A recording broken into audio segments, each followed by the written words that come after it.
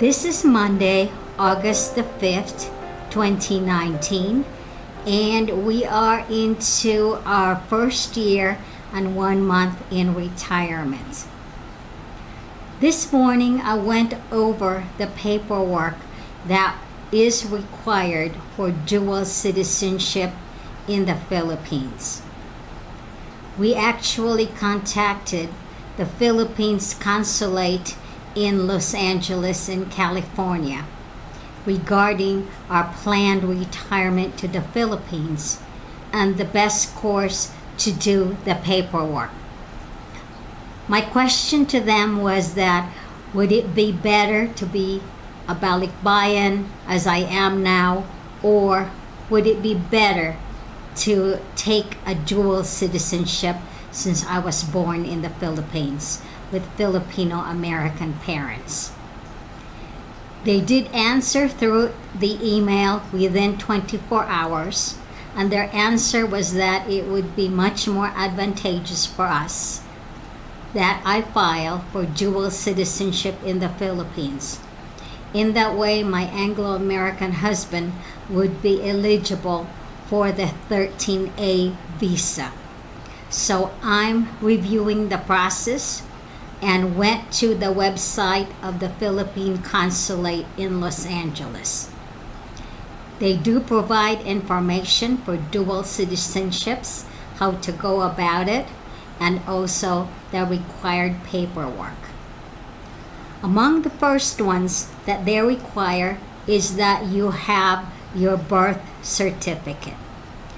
So in order to do that, you have to go through the Philippine Statistics Office, known as the PSA, I believe that is what it's called. And that was formerly called the National Statistics Office. You can apply for your birth certificate online, and they do deliver to the Philippines and only also deliver to the United States. I don't know the process right now of the online applications, but during my last visit to the Philippines, I filed for my birth certificate through the NSO office in Cebu City. There are 2 offices in Cebu City that you can get your birth certificate. One is in Burgos Street. That's actually where I went. I will put information on that, the exact address where you need to go. But I thought that the process of getting your birth certificate in the Philippines would be informative for those Filipino Americans who may go the same route as I will be going through. The first thing that I did with relatives, because I did not know my way around Cebu and I needed the guides. So we looked through the streets and located Burgos Street. And then the next day, that was my intended filing day, I went early morning as recommended. And the office, I believe, opened at 8:30 in the morning. When we arrived there was already a long line. So be prepared when you go to the offices. What was required to go in was that you are ready with your paperwork. In my case, I had asked my mother, who was still living at the time, that she give me a copy of my birth certificate, and that's originally gotten when I was registered as a baby back then, and also their marriage certificate.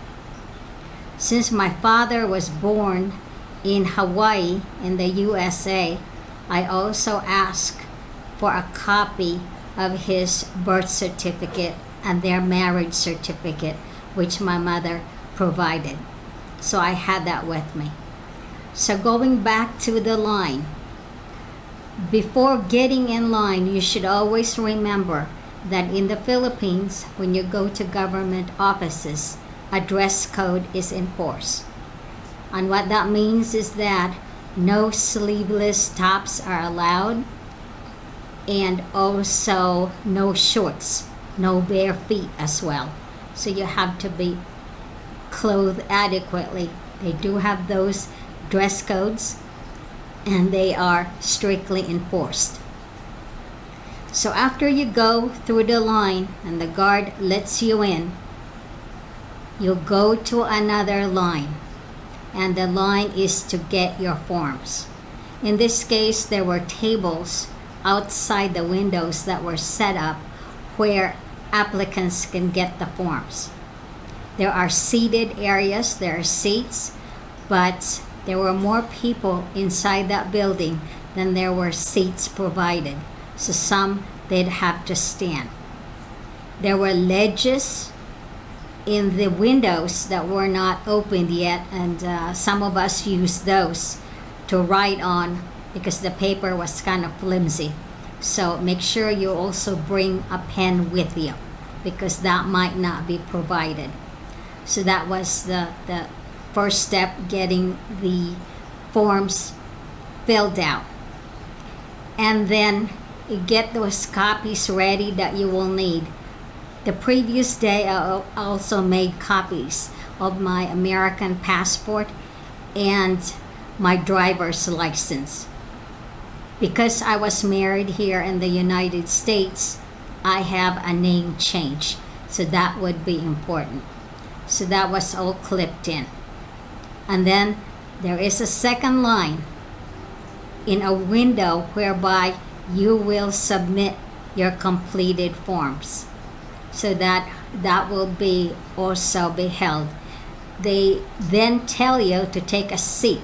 They will call your name when you have to go to another window, and that's to review the completeness of your application and also to provide the original copies. Those original copies, like your passport, your ID, in my case it was my driver's license from the USA, also anything else that's of original copies. You do have to bring a copy with you. It's just best to do so.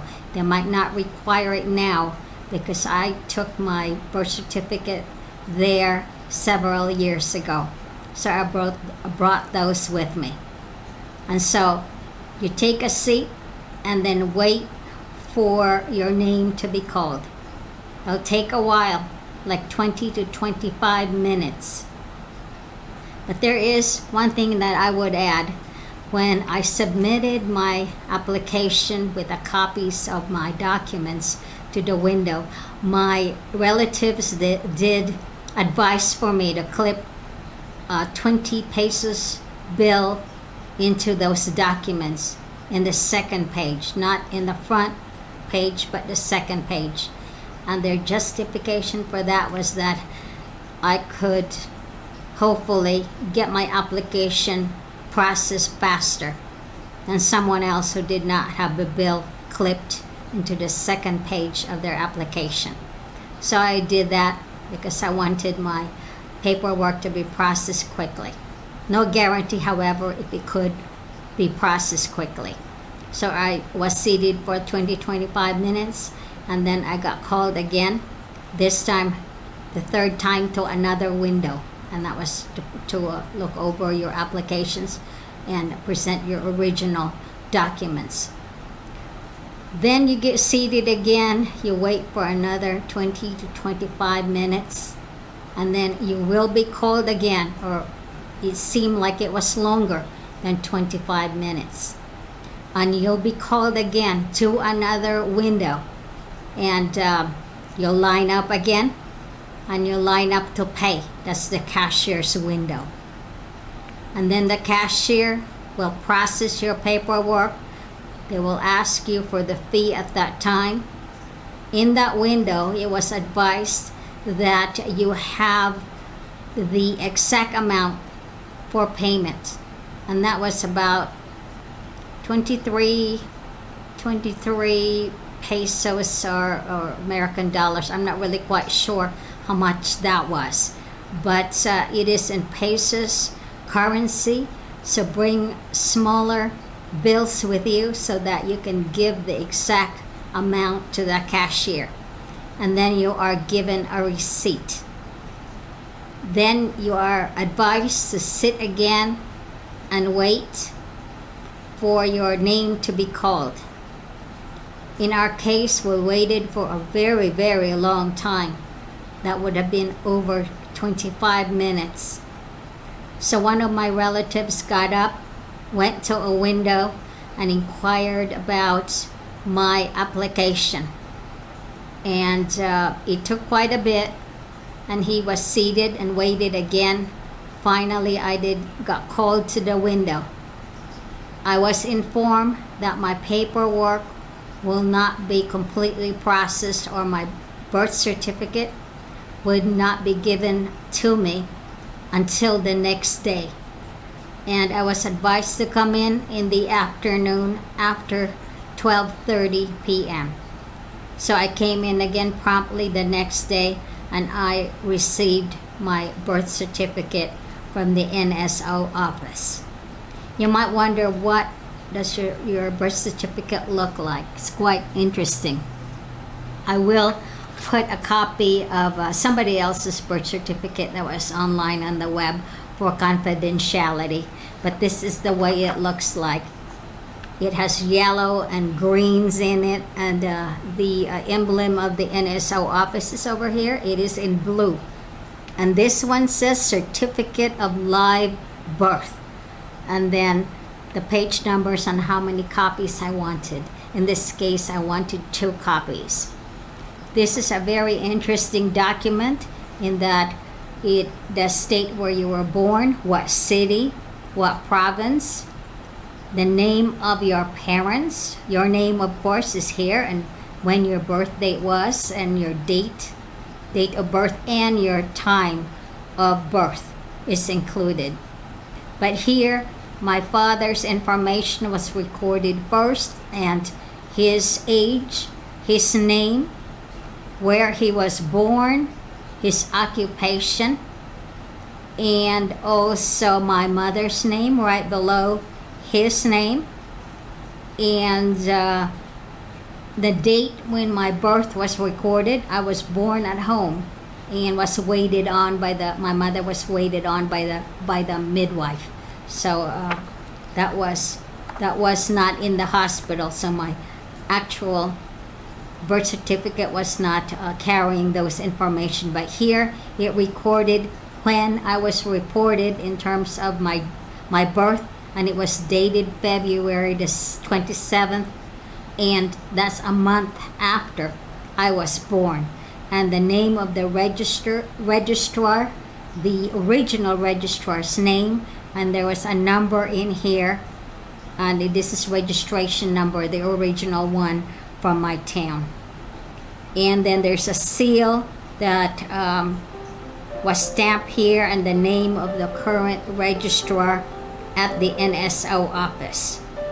And there is a documentary tax paid as well on this one. I'm not really sure, but it's quite interesting because they have a barcode over here, so it's much more modern now.